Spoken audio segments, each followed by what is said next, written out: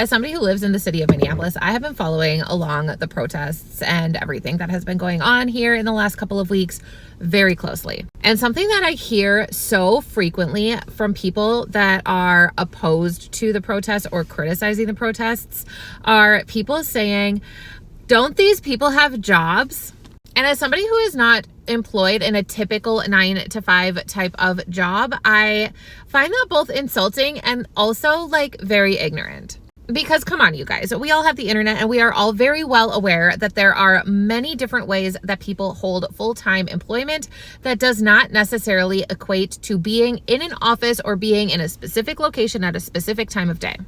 For example, I'm fully self-employed. I have 2 businesses, a real estate business and an education consulting business, and I work more than 40 hours a week. But my work time does not fit cleanly in between like business hours. For example, it is 12:23 in the afternoon. I am sitting in my car right now about to go into a coffee shop and get started on like my computer-based work stuff. That doesn't mean that I haven't done any work yet today, but I have not started the clock at 9 a.m. or 7 a.m. or whatever it is that you guys get to your office jobs.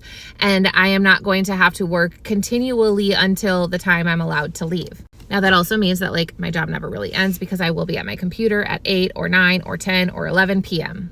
But my point is that just because people are available during the day to go protest does not mean that they are not working.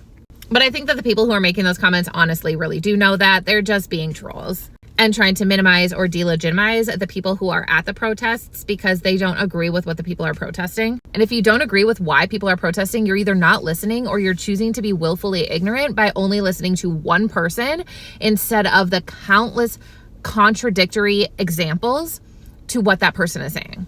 Because what is happening in Minnesota is not targeted, it's not organized, and it's not aimed at criminals. And it would only take you a tiny bit of effort to find an example of somebody who is illegally here and was unlawfully detained. But because I want you to be educated, let me give you a head start.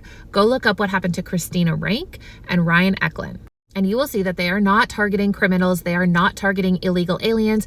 They are not even just targeting Black and brown people. They are targeting anybody that gets in their way because power and control are what they're after. This is not justice.